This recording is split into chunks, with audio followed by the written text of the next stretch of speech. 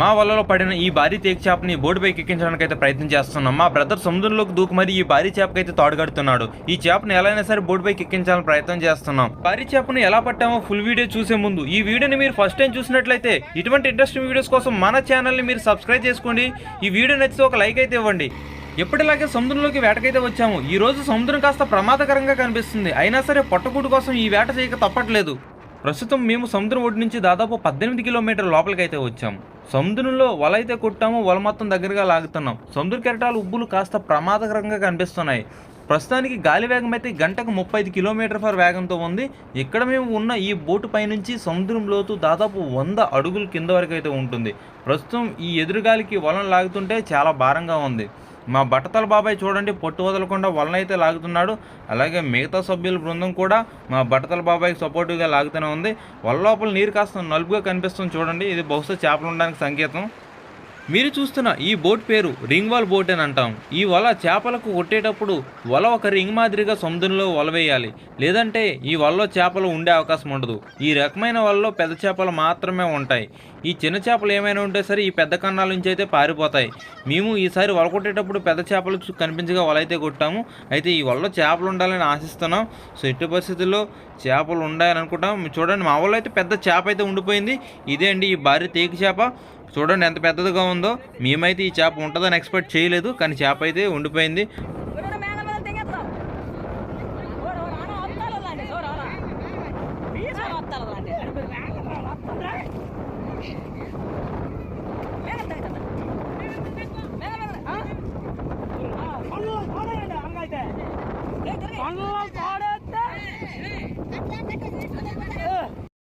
మరి మేమున్న ఈ ప్రాంతంలో గాలి వేగం చాలా ఎక్కువగా ఉండడం వల్ల మా మాటలు అయితే మీకు సరిగ్గా బహుశా వినిపించకపోవచ్చు.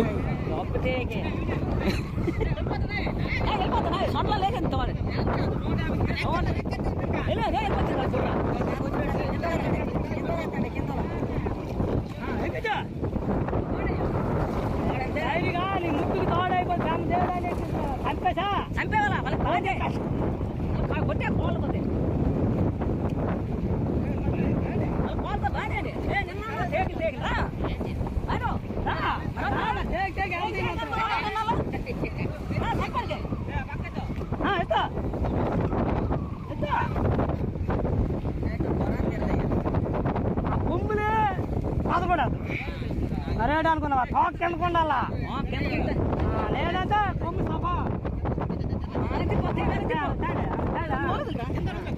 చాలా కొమ్ములు కాదు ఇది.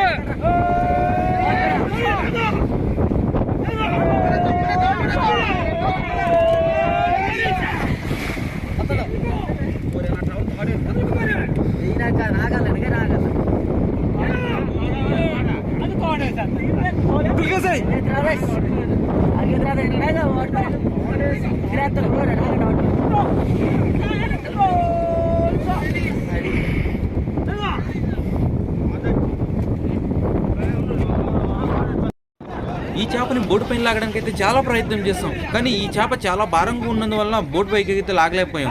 అయితే దీనికి తాడు కట్టి మళ్ళీ లాగడానికి అయితే ప్రయత్నం చేస్తున్నాం. మా బ్రదర్ తాడు పట్టి మళ్ళీ సముద్రంలోకి అయితే దిగాడు.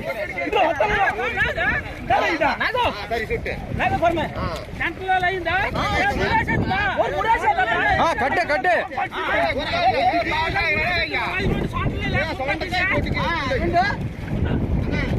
జనముడయ్యా వెనక కామన్ వెనక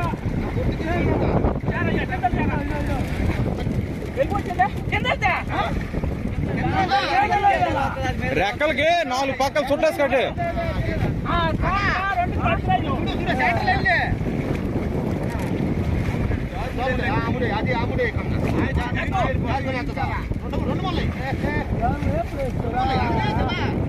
అన్నా నువ్వు నీటిలో ఉండవు అన్న కింద నుంచి ఎత్తుదు కానీ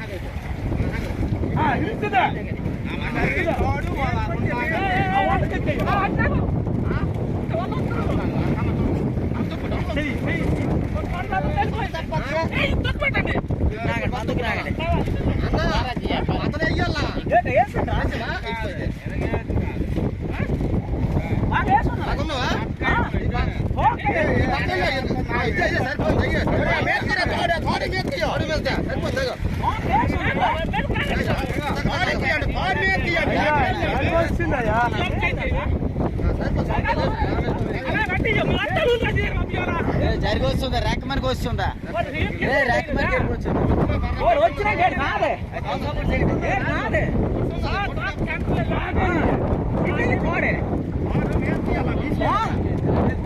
కింద లేసాను సార్ ఫోన్ వెళ్ళి కింద వెళ్ళాను అనగా మాట్లాడాలి నా ఇదే ఇరింతదా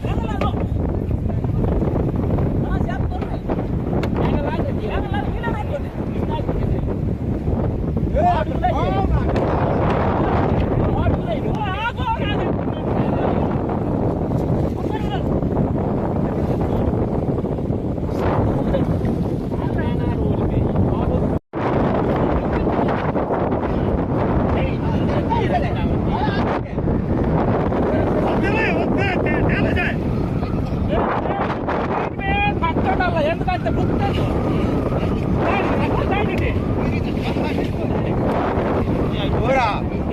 తోడు అటే తోడు కట్టేసి అర కుదిరెత్తుకున్నా చాలా చేస్తే వాళ్ళు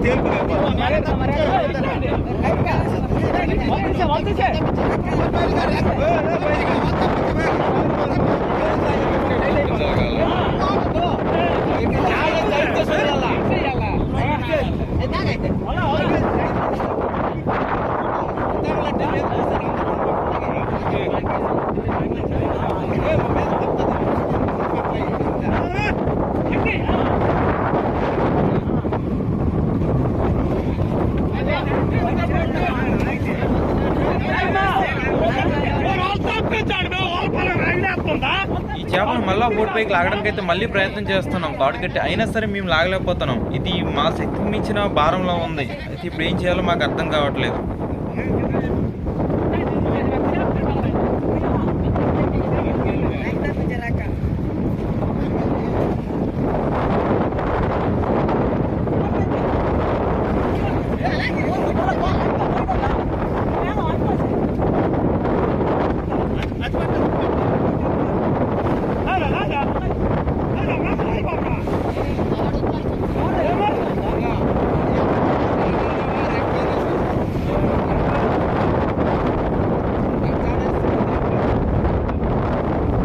ఫ్రెండ్స్, ఈ చేపతో మేము పడిన తిప్పలైతే మీరు చూసారు. సో ఈ చేపను బోట్ పైకి లాగడం అంత ఈజీ కాదని మాకైతే అర్థమైంది. చివరిగా ఈ చేపను బోట్ పక్కనైతే కట్టేసి ఈ విధంగా మరి ఒడ్డుకి తీసుకెళ్ళాలనుకుంటున్నాం. అయితే ఈ చేపను పట్టిన ఉత్సాహంతో మా మామ కేరింతలు కొడుతున్నాడు. అయితే ఈ చేపను ఈ విధంగా కట్టి బోట్ పైకి ఈడ్చుకుంటూ మెల్లగా దరికైతే వెళ్తున్నాం. ఇంకా బోట్ అయితే స్టార్ట్ చేస్తున్నాం.